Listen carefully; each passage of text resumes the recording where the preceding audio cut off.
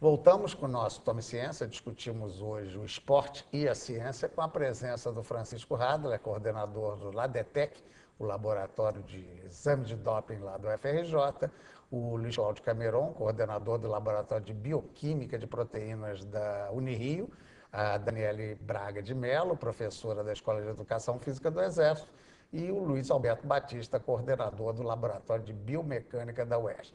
Bem, como é de praxe, no último bloco nós tratamos mais de ter uma visão propositiva por parte dos nossos convidados, a quem eu já agradeço aqui a gentileza da participação, e também chamo a atenção de vocês para uma outra colaboração deles, que será a de nos colocar indicações de livros, sites, ou seja, caminhos para que você possa aprofundar seu conhecimento sobre o tema, se esse for o interesse.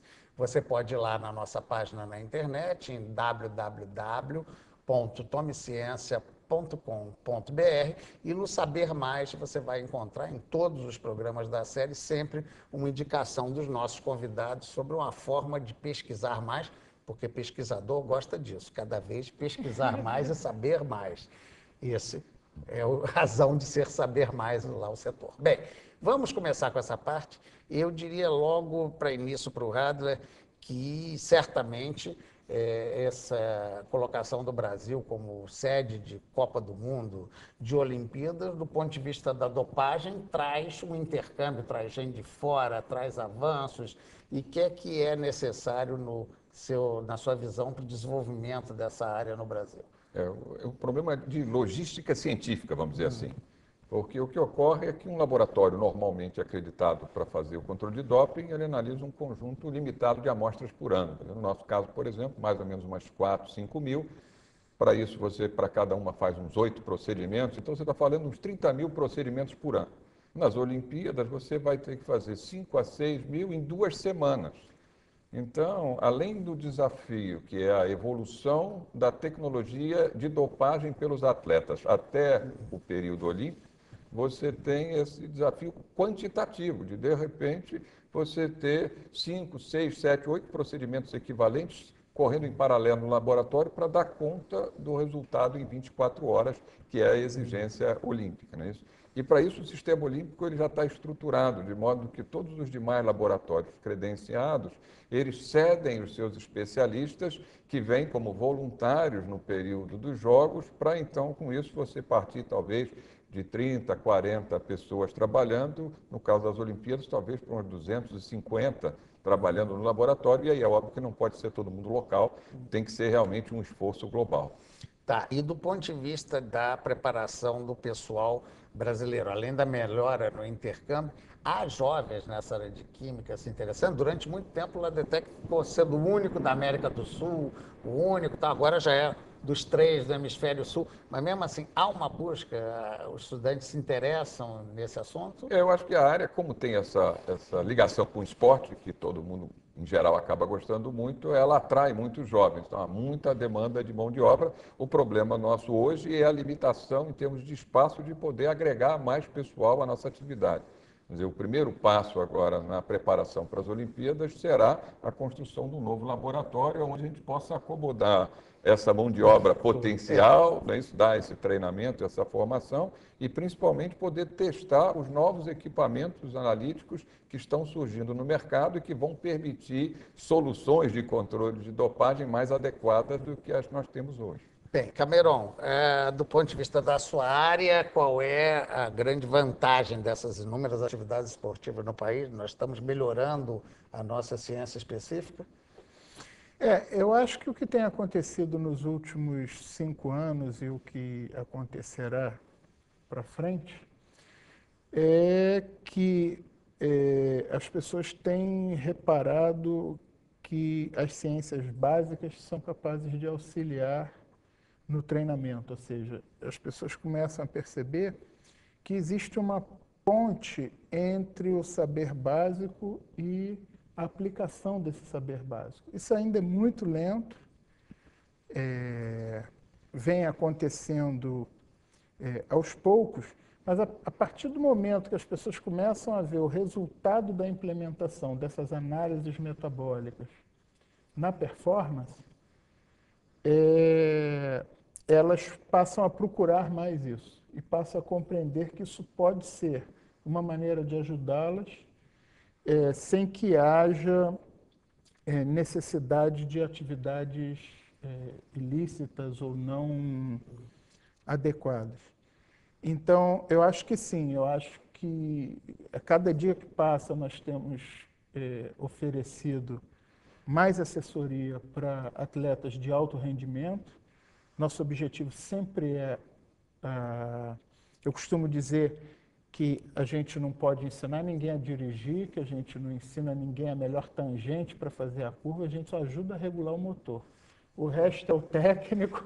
Embora, desculpe eu interferir, já que citamos aqui as proibições da Fórmula 1, que foi por isso que eu mas de certa maneira, quando você deu o seu exemplo no primeiro bloco, de que, além disso, vocês começavam a descobrir problemas dos músculos cardíacos, quer dizer, o estudo de uma área gera benefícios para o corpo como um todo, né? Sim, eu acho que foi isso que me trouxe para a ciência do exercício. E é por isso que eu gosto de trabalhar com alto rendimento. Eu uso o exercício como uma forma de estresse metabólico para entender o funcionamento do corpo. O meu objetivo é entender o funcionamento.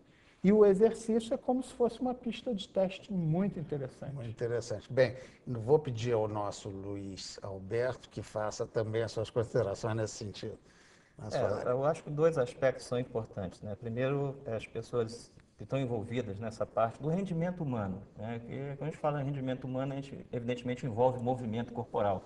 Então, para além do esporte, da atividade física, da ergonomia no posto de trabalho, começar a entender que essas áreas são explicadas por ciências novas, né? Relativamente novas, comparada à fisiologia, bioquímica, como a biomecânica.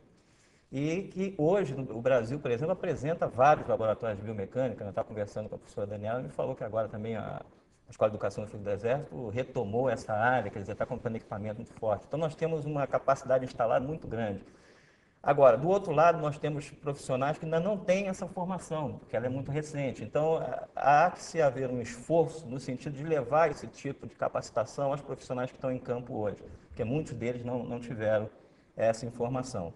A outra coisa se a gente pensar na grande, que as análises biomecânicas, elas são específicas para cada ato motor, né, e que cada situação, aí nós vamos ter 500 atos motores, por exemplo, natação, se a gente pensar em esporte, mas pensando na vida como um todo, né, é um cara que toca piano, o outro que dança, o outro que trabalha na construção, tá? Todas essas pessoas envolvem biomecânica, ergonomia e tal.